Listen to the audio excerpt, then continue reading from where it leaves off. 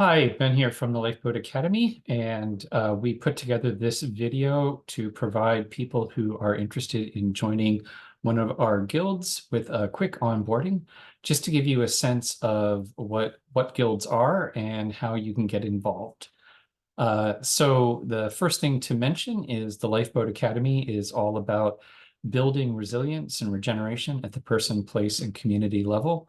For us, a lifeboat is a personal place-based resilience network where you reach into the people and organizations you already know and work with to increase and develop your resilience in the face of whatever might be coming. And our goal is to help create a fleet of interconnected lifeboats around the globe, each sharing information about what's working and resources to help us all get by as best we can. And we use Sociocracy as our organizing framework. So a lot of what we're going to be talking about in terms of the guilds, if you know anything about Sociocracy, you might recognize some of the terms.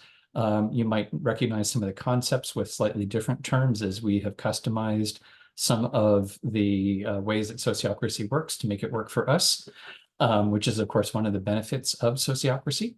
The whole point of Sociocracy is really figuring out how we come together and organize ourselves in ways where both the individuals and the organization thrive.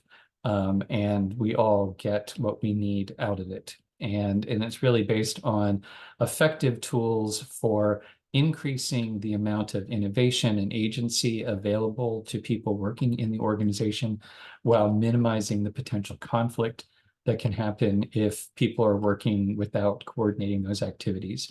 So it's really meant to be the lightest structure possible to allow us to get things done.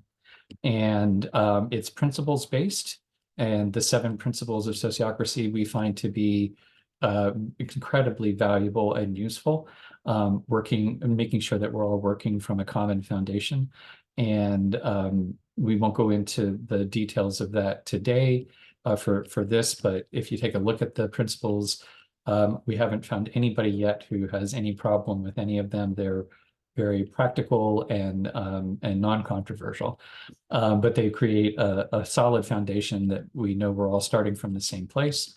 And Sociocracy is also, it's known as a pattern language. So it's really meant to be an assemblage of tools that we can use as they are useful. And so we take what works and we leave the rest behind. And we're constantly adapting those tools to meet our needs and our challenges. So Sociocracy as a pattern is really about using and growing what works and letting go of the things that don't. And that's what we've been applying to our guilds. We have 5 functioning guilds right now that help to organize the work on both here in the Spalding Valley on the property, and also the work that we're doing around the world through our online connections. So we have another video that we'll link to in the description that talks about what are the different core functions of the different guilds. So I'm not going to go into that here. I'm really just going to provide an overview of what's true for all of the guilds in terms of how they're set up and how they function. So the first and most important thing to know is what's the relationship of the guilds to the Lifeboat Academy. And we think of the Lifeboat Academy and the territory here in the Spalding Valley as an organism. We center the land. We think of the land as being the sum total of both the physical space and all of the living creatures on that space who interact with the air and the water and the rocks and the soil and everything from the microbiota up to the macrobiota like us. So we think of it as an organism, and all organisms have organs that have specialized functions that are interconnected and interdependent. And those organs allow the organism to navigate in its environment and achieve its purpose in the environment. And so for us, the guilds are those different functional areas or organs that we've identified as the best way of organizing our work to accomplish our aim.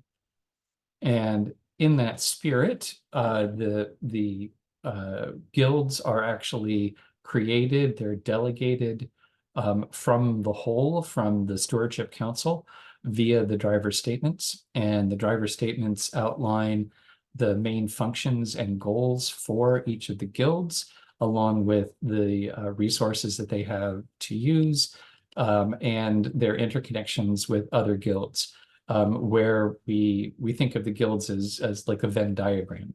And so they're the opposite of silos. There's going to be overlap between the guilds, and we can predict that ahead of time. And so that just helps to identify ways in which the guilds need to stay in communication with each other, so that we, like I said, prevent as much conflict as possible and maximize the effectiveness of our efforts. And that work is largely done through the coordination circle, which is basically a circle with representatives of each of the different guilds attending. And it really is just an opportunity to provide updates on what the guilds are working on, what their plans are, what their challenges are, their current needs, and to problem solve from the perspective of the whole. So it's useful to differentiate chores and projects that happen in the guilds.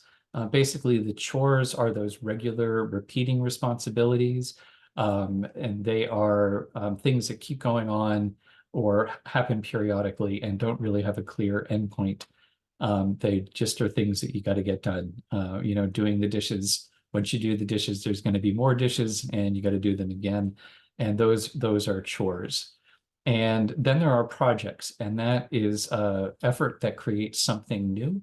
And the thing that it creates is infrastructure, which is something that allows us to get our work done more effectively as we move forward. Sometimes that's physical infrastructure, and sometimes that's knowledge infrastructure, a way of doing things that is more effective. But the point is that projects have a clear finish point. We know when they're done, and once they're done, we don't have to do that project ever again. So that can be useful as we're thinking about organizing the work within the guilds. Each guild is going to have some ongoing responsibilities and some special projects that help move us forward towards our goals.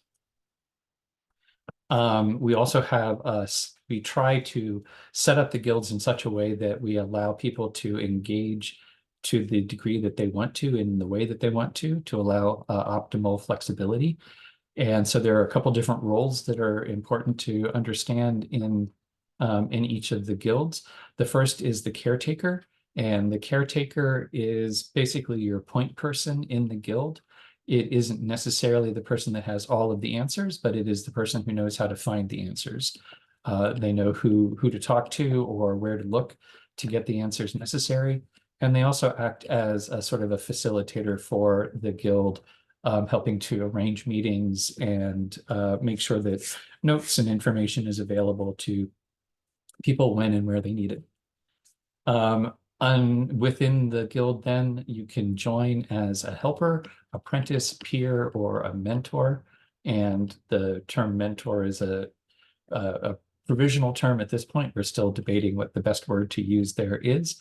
But basically, we're recognizing that there are different ways that people want to be involved. Helpers are people who just want to show up and do the occasional task. Tell me what to do, and I'll happily go off and do it and come back. And but don't bother me with a lot of the planning or the strategizing or figuring things out. I just want to kind of pitch in from time to time. So there are ways for helpers to get involved in each of the guilds. And then there are roles for apprentices. If this is an area with the work that the guild is doing is something that you want to learn more about, or practice your skills in that area, then the apprentice is the role for you, and we'll talk about badges moving forward, and how badges relate to the learning and skill sharing. And then there are peers, who are people who have a reasonable knowledge base in the area. We're not expecting peers to know everything in the area, but basically they have a solid foundation. They know the area, and they're willing to commit to make sure that the responsibilities of the guild are taken care of. And then mentors are people who are willing to help with skill sharing and development for apprentices and others. The other key roles are link roles, and part of sociocracy is making sure that information flows as seamlessly as possible where it needs to. And one of the ways to do this is by linking circles together. I've already mentioned the coordination circle, which is specifically and explicitly about creating those links between the guilds, and that coordination circle meets at regular times. But links also happen when people are members of more than one guild, which is quite common. And so if you're sitting, for example, in Guild 1 and Guild 3, then you're going to be up to speed on what's happening in both areas. And then you become a natural organic link between the guilds and a way of ensuring that the information is flowing where it needs to flow. Badges are the way that we track who is capable of taking care of the different operations and skills that are necessary for the guild to function. So basically, the badges represent the skills that are necessary within the guild. And the way that we have set up our skill sharing is it's all meant to be peer-to-peer and experiential. So the way you learn a skill is by shadowing somebody who already knows that skill. You do that until you feel comfortable that you can do it, and then you are shadowed by the people who know the skill already until both sides are comfortable, that you feel comfortable and they feel comfortable that you've got the skill and you know what's required. And then 3 checks, you get to go off and do the skill 3 different times independently, and we just do a double check to make sure that everything's getting done the way it should. And then you are encouraged to then shadow other people, or allow other people to shadow you, so that we can pass those skills on to more and more people. The skills themselves, each guild is responsible for identifying the badges, the skills that are necessary within the guild, and then to cluster them into helper skills, the basics that everyone needs to know to be able to really participate at all, even as a helper. And then those sort of intermediate and advanced skills, the apprentice level skills and the peer level skills. And that's just a simple way of sort of dividing it up to make it easier for people to find their way into the guild, to understand what's expected of them, and to find a pathway for developing. Because all of our skill sharing is experiential, it's all performance-based. So every badge has a linked action. There's something to do to demonstrate that you understand the skill and that you can put it into practice. And every chore will have at least 1 badge. And likewise, every badge has, or chore, sort of, they work almost synonymously here. Every one of them has a how-to set, so that there's a reference about how do we actually do that, and there's always a guide. There's always a source you can turn to if you have any questions about what's expected. Another thing that's important in the way that the guilds work, and it's the way that the Lifeboat Academy works, is we use fractal planning. If you know what a fractal is, a set of self-similar patterns that appear and reappear at different scales. And that's the way we treat our planning. So every guild has an annual plan. And of course, that's relatively high level. It's not really meant to be a detailed action plan, but it's the North Star that says, you know, this year, what are the things that we're really focusing on and hoping to accomplish? Those get broken down into seasonal plans, so into 3 or 4 month chunks of work. And that's where we identify the priority projects, the things that we're actually going to be putting our effort to in the coming months. And then those get broken down into sprints, which are relatively short-term planning periods where we get into who does what and really track how that's going. Guilds are responsible for establishing their own sprint duration. For some guilds, it's likely to be weekly. Some it might be monthly, could be every 2 weeks. It's really up to the guild depending on the level of activity and what's going on. But the idea is still important, that we break big, scary goals down into bite-sized, manageable chunks. And we use the high-level plans to keep us on track. And we use the detailed plans to make sure that we're making progress.